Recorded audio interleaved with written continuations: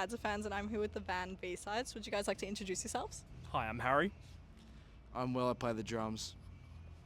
I'm Ned. I play guitar and I sing. I'm Mac. I play bass. When, how, and why did you start the band? I guess you should answer this one, I reckon. So I started in another band, and we had played gigs with Harry's band that he was in before, and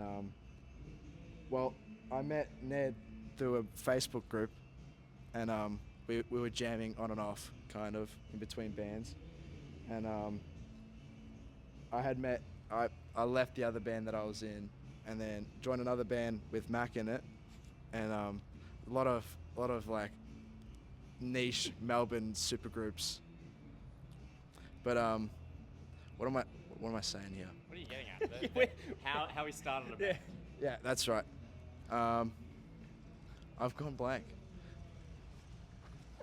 That's pretty good. Yeah, well, I had some songs written, and I was looking for someone to play them with for quite a while, and then I was jamming with Will, and yeah, through all those degrees of connection, he assembled us, and yeah, now we're a band. How do you guys manage time with the band and other priorities? Well, I work full time, so that's a lot of fun from like 8 a.m. till 4:30. So, doing that and then having to do the band as well.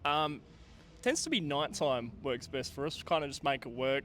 We all kind of live near the city, and Will lives I live in the Niche. peninsula, so makes things a bit difficult, but, we kind of make it work, I guess, What's been your best and worst show by far, and why? Like, we need the details. Do we get each, or are we Do you want each of us to answer that one? Yeah, each of you guys can answer. Probably worst for me was the charity gig at the Tote we did on Christmas. I completely blanked on the whole set and did not know what I was doing. Best gig, probably with Enemies Alike at the Curtain. A lot of people there. It was just a lot of fun.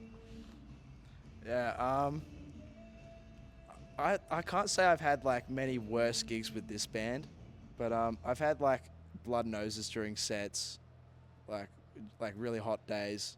Those aren't fun, but I can't really pinpoint like a worse performance that we've had. I've always been pretty happy with how we do. But the best gig, I can agree with Harry on this one. It was Enemies Alike, but we played Pockets last time, and that was a lot of fun with Kids Break Glass. Yeah, that was fun. I reckon the most fun I've had at a gig was with the Mongrels. That was sick. They're a cool little band. I don't think we've had a bad gig, really, but I did get electrocuted by the microphone at the Gasso. Yeah, that wasn't fun. That was not fun. Not ideal. I've got to say I didn't really like the Gasso gig either. I did not feel really in the zone at that point. I think I was just tired, something like that. You know how it is. But there is a special place in my heart for the Enemies Alike gig at the Curtain. But my favourite gig was when we played at Brunswick Artist Bar, and I got to sit on top of the amplifier behind Will and just tap him on the head every once in a while with the headstock, and I could only hear myself, which is pretty self-absorbed to say, but I was having the time of my life just woofing away behind Will's back. That's it. We really put our bases through the ringer. How do you guys prepare for shows, both physically and mentally? Ooh, great question. To be honest, I kind of just walk up and go, it is what it is, really. Yeah, I think I have to agree with that. Like we had a couple of technical difficulties with this gig, but I think it's very important to keep going and try not to what's the word I'm going Beat yourself through? over it? Yeah, beat yourself up over it, and yeah. You guys have an answer for that one? Yeah, I mean, I've never really sung before playing with these guys live, so that was something I had to get through. But, you just kind of take some deep breaths and close your eyes, and it all works out in the end. Yeah, but no, I think just being relaxed, knowing the songs, that's probably the best way we get ready. So we pull it off. 20k run, 50 to 100 chin-ups. No, I get a dance out usually beforehand. I get a bit of a groove on for myself, and then get in the zone, carrying that dance energy onto the stage, and then that's basically all I do to get ready for gigs. And other than that, like a cup of water. Or a beer. No.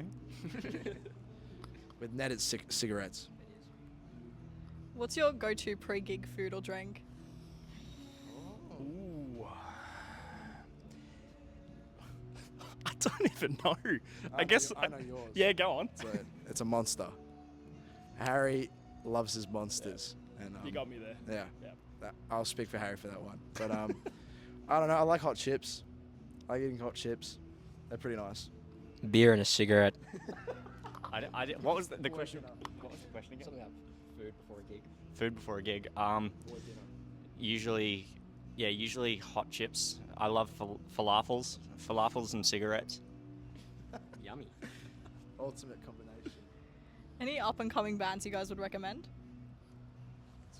That's tons. Oh man, I've gone blank. I reckon Mancrave are really good. Yeah, they're a really fun band. The Heights are really cool. They're really fun. I'm really thinking Cassoware. Cassoware are really sick. They got really good energy. And there was one more that I forgot. You go. Eddie Street. They're a really good band. Ned's in that band. Yeah, they got a really good guitarist. Really hot But nah, cigarettes. there's actually a lot of really good music going around at the moment. So I think all the bands in Melbourne are doing something good. Yeah. I was thinking of the Mundanes. Mundanes are really good, and they just released their EP, and they're really sick. Do you have one, Mac? My favorite band in the scene at the moment is probably Zero City. Nice. There you go. How do you guys see the Aussie music community evolving into the future? That's such a new question. Excellent question. I hope it turns into something big. I hope everyone still supports each other throughout this scene, and it just becomes larger. I got an answer for that one. I don't know. I think the music scene in Australia is growing pretty quickly. But at the same time, it's pretty difficult for artists. There's not a lot of support in terms of finances, and there's not a lot of money behind the music scene here. So a lot of bands, they'll migrate to Europe or America and make it big there, which is a shame because we should be able to sort of tour locally and make money off that. And hopefully that sort of comes. I see sort of streaming dying soon. I think people want to support local artists and they're not giving enough money to them. They're just taking it for themselves, the greedy capitalists. And yeah, I think we'll go back. I hope that we can go back to sort of supporting artists through buying their EPs and albums physically and their merch and that sort of thing, and making these tours and gigs a bit more financially viable. And yeah, I think once that happens, the bands here can sort of take off a little bit more and support themselves and, yeah, make something big out of it. I couldn't agree more. I think the 8-track's going to come back. That's all I got to say. You got the Walkman. If you guys made a rumor about the band, what would it be? I'm just giving it straight to you. A rumour? Yeah, rumor. I reckon, I don't know. I have a lot of jokes about Harry Ralph, and just him not existing. He's actually a robot that I've created, and that's pretty much it. It's true, though. I don't know. Maybe they're all just like how funny we are, how hot and funny we are. I reckon that's going around. I've heard a bit of that. So I've heard. I hear it all the time. You know. So don't I. Yeah, it's just like, yeah. Anyway, I don't like rumors, so hopefully there's none. Will and I are in love and dating, which is true. That was you, man. Dougal was my Valentine until that.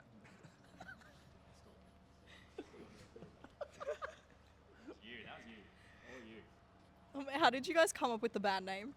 Oh, give that one to me. Yeah. This is kind of like a team effort. So, I mean, Harry suggested the name The B-Sides because he had it for a while, or he had a band that was called The B-Sides that didn't fall through. But I think when he suggested that, I saw it as I had come from multiple bands. Ned was in a couple bands before B-Sides. So was Dougal, and so was Harry. So we kind of felt like B-Sides, and kind of B-Sides is kind of like, you know, the A side and then the B side is kind of like the forgotten songs that you kind of just like kind of forget about. So we kind of just, it's kind of, well, wow, it's kind of emo, but we felt like B-sides pretty much, and I think it really suited what we were trying to get at. A bit of a deep meaning behind the band name, yeah. How do you guys see the evolution of your band in the next few years? Hopefully more songs and more people songs, come to the come to all the gigs, and hopefully we move outside of Melbourne and start playing either state by state or preferably internationally. He basically just said world domination. Yeah. So I reckon that's on the radar. But next month we're heading into recording for our EP, and we've got a lot of really cool gigs lined up. Really fun, playing with a lot of really fun bands. Yeah. So we're just having fun, really. It's been a real pleasure. Laneway 2026. I agree with that one. I agree. Yeah, just what Will said. You know, more gigs. Recording more songs. I'm keen to get my pen to paper as well at some point. But that's it. Very thoughtful. It's a B-side summer. Last question, anything to promote or say to anyone listening? Please listen to our EP that will come out hopefully sometime this year. Yeah, cheers. One day. Well, we've got a gig coming up. If you're living on the Ninch, we're playing at the Soundbar, Raucous Live. We're playing with Monkey Bone and Feeding Time at the Zoo, and a couple others that I can't remember. But yeah, that should be a lot of fun. And yeah, B-Sides the band, the Instagram. Follow it. We love Instagram, and Ned loves social media. It's my favorite. I'm really good at responding to messages. Amazing. No, I think just come to our gigs. You know, we got some songs we're really happy with and we'd like to share with everyone. And yeah, we think there's something good in there. So come along, come listen to our tunes, listen to our EP, buy our merch when we got it, something like that. But yeah, just it's good to support local bands, get some music out there. And yeah, if you could do that, we'd appreciate that more than anything, I think. I'm getting to work on a logo for the merch, and I really want people to come to the retreat because I'm gonna be raring with excitement. I love the retreat, man. I really love the retreat, and I would love for people to come down. It's gonna be great. I'm gonna have a blast, and I hope you have a blast too. There you go. Well, thank you guys so much. Your performance was amazing. Thank you everyone for watching. This has been Bands Fans. Bye.